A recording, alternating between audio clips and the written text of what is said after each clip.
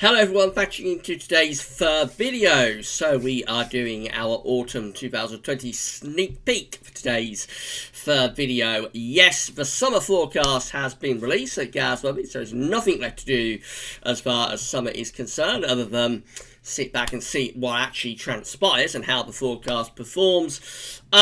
But for summer, the updates are over, forecast is delivered, and so now the long-range bandwagon will roll on.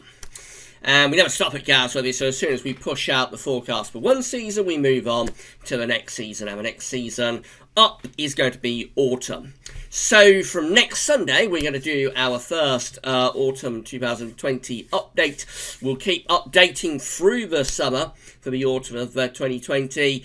And we'll release a forecast at the end of August, as usual. But I'm going to give you a little sneak peek of the things we're going to be looking at through this season. And we will also have a look at some long-range models as well.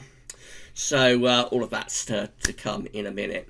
So the summer forecast has been released. The video is currently on the homepage at gasworthies.com and on the YouTube channel as well, of course. That video we place on the summer updates page, and that forecast we place on the summer updates page. And there'll be a written summary that goes with it as well, and I'm going to get that done for you tonight. Also, we have released, of course, Gasworthy's Sunny Roundup, as always on a Sunday eclectic mix of this and that. So that video is also on the homepage at gasworthies.com. From 5 o'clock, we're going to be live stream. We're going to have a live stream, see how we're all doing, and in that live stream, we're going to be looking at CFS V2, some CFS data for the winter of 2020, so 2021.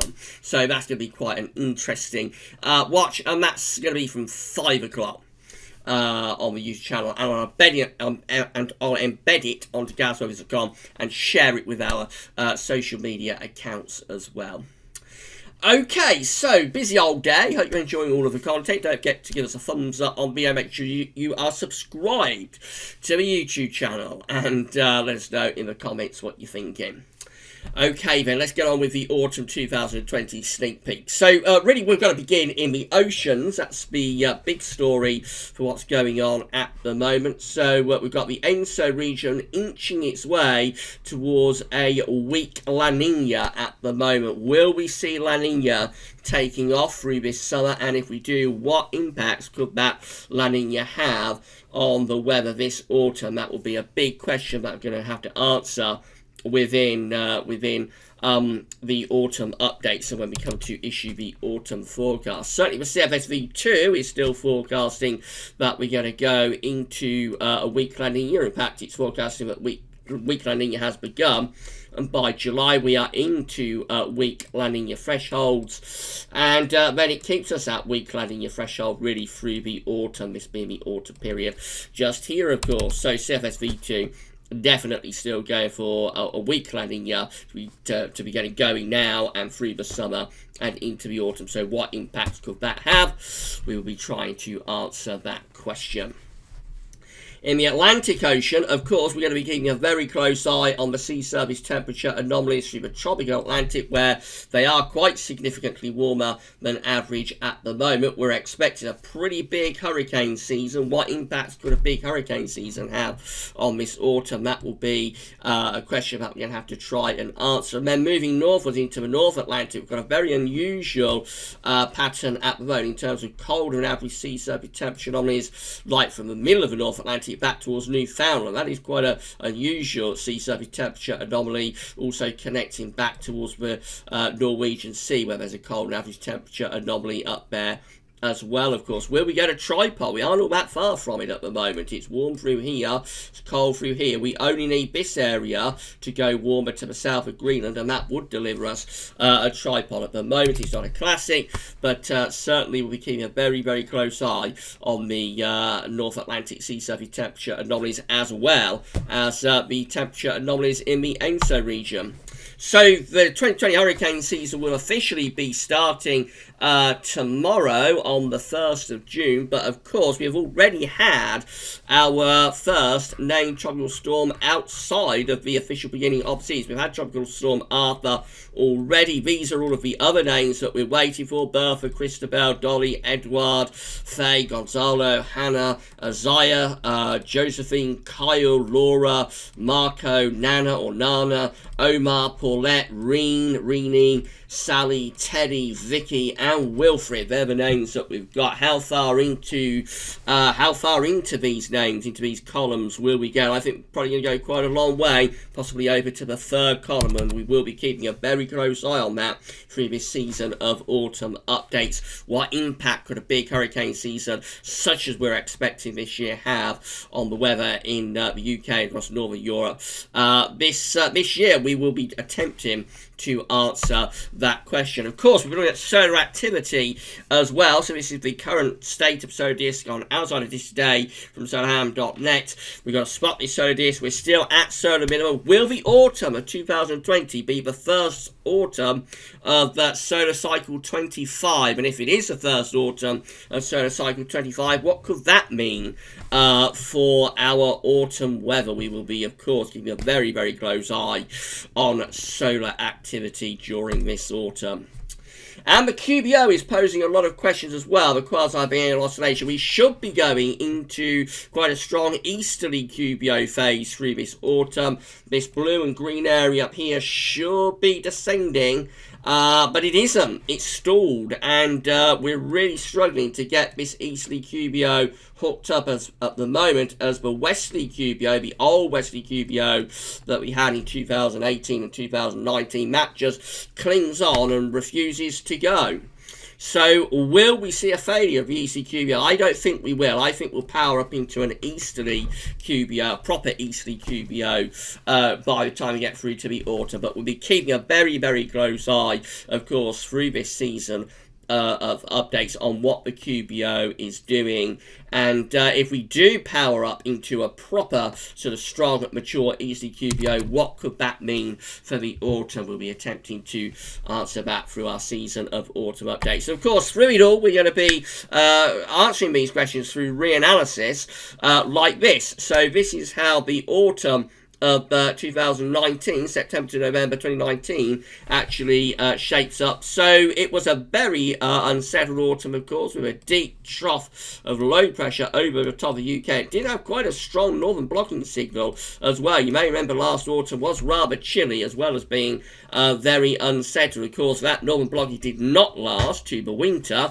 The winter of 2019-2020 was actually a very mild and zonal winter with the polar vortex on steroids. But in the autumn of 2019, we did have quite a bit of northern blocking. We had a trough of low pressure set up underneath it. So what are we going to see for this autumn? I'll be attempting to answer those questions through reanalysis. And then, of course, as well as all of the autumn updates, we will be doing 3 seasonal model roundups for the autumn of 2020 as well. So the first one of those will be released late in September. The second one will be released late in October. And the third one, final one, will be released late in... so the first of the... what am I talking about? The first of the autumn seasonal model roundups will be released at the end of June. Sorry about that, at the end of June. The second seasonal roundup for the autumn. Been a really, really long day today. I'm on about my 6th video, probably, of the day. So it's been a very, very long day. Let's do that again. So the first seasonal model roundup for the autumn of 2020 will be released at the end of June. The second seasonal roundup for the autumn of 2020 will be released at the end of July. And the third seasonal roundup for the autumn of 2020 will be released at the end of August, just before we released the GaussWeather.com autumn 2020 forecast. I'll talk you through a few of those models now. Just have a very quick sneaky peek before we go. So this is CANSIPS. This is the mean silver pressure anomaly for the autumn of 2020 from CANSIPS, going for lower pressure to be to our north and a bit of a slack westerly flow as well. Temperature anomalies for autumn 2020 from CanSIPs are milder than average. Go for a milder than average autumn. And the precipitation anomaly from CanSIPs is actually ever so slight and wet average side, especially so for more northern and western parts of the country. Not much new from the CFS V2 700 millibar height anomaly yet for the autumn of 2020. Got a little bit of high pressure up towards Norway. Otherwise, there's not much else to be seen. No particular signal there for a 700 millibar height perspective. Temperature anomalies for autumn 2020 from CFS V2 very close to average, not particularly big deviation indicated there either. And precipitation anomalies rounded all off very close to average once again. So I don't think the CFS yet has a signal for the autumn of 2020. JAMSTEC temperature anomaly for autumn 2020 looks like that. A warm and average autumn being depicted, being forecast to our north and east. A little bit cooler average out to our west. We're probably quite close to average. And precipitation wise, maybe hinting at being a little bit on the drier than average side for this autumn as well.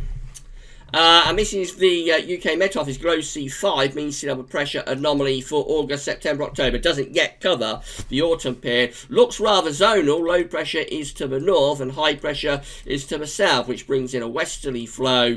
So probably just a traditional westerly autumn with bouts of rain and maybe some strong winds. Driest weather will be down in the south. Temperature anomalies with the UK Met very close to or slightly above average. Precipitation anomalies with the UK Met slightly wetter than average. ECMWF is forecasting a large ridge to get going through this autumn. It's forecasting a big area of high pressure to set up right over top of the UK. Jet stream doing something like that. Obviously, that will bring a lot of dry and fine conditions for this autumn. Temperature anomalies with the ECM slightly above average during the autumn, and precipitation anomalies are slightly drier than average. A rather warm and dry autumn under a big ridge of high pressure being forecast there from the ECM. And then finally, the Beijing Climate Centre also looking very anticyclonic for this autumn, with a big area of high pressure again centred somewhere very, very close to the UK and Northern Europe.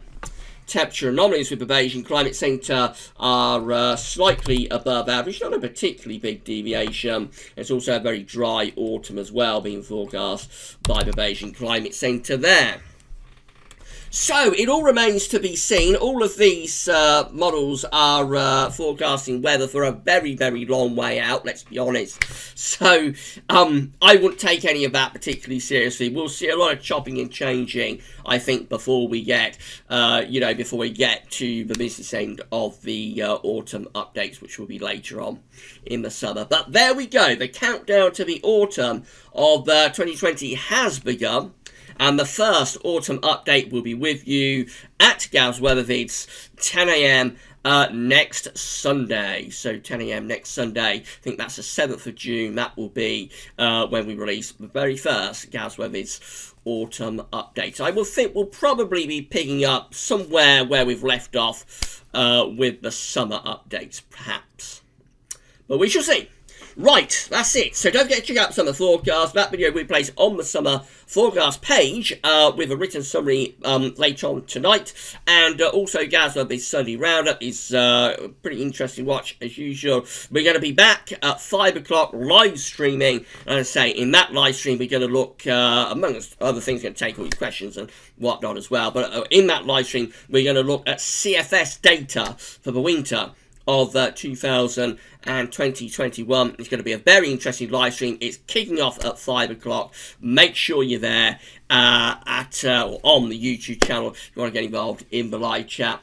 But for the autumn sneak peek, that's all for now, and thanks for watching.